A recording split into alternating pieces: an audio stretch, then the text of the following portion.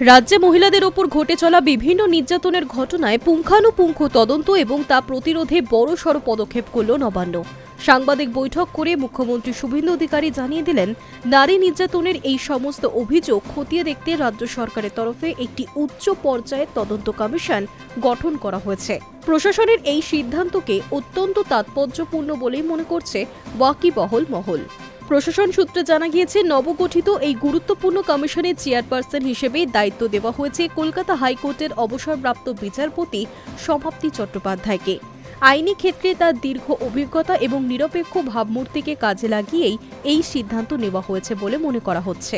পাশাপাশি এই কমিশনের মেম্বার সেক্রেটারি বা সদ্য সচিব হিসেবে নিযুক্ত করা হয়েছে রাজ্য পুলিশের অত্যন্ত দক্ষ ও আইপিএস অফিসার দময়ন্তী সেনকে।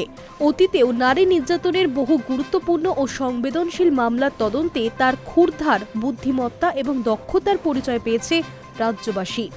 আইন ও প্রশাসনের এই দুই অভিজ্ঞ ব্যক্তিত্বের যৌথ পরিচালনায় গঠিত এই কমিশন রাজ্যের নারী নিরাপত্তা সুনিশ্চিত করতে এবং অপরাধীদের দ্রুত শাস্তির আওতায় আনতে অত্যন্ত কার্যকারী ভূমিকা নেবে বলেই মনে করছে বিশেষজ্ঞ মহল।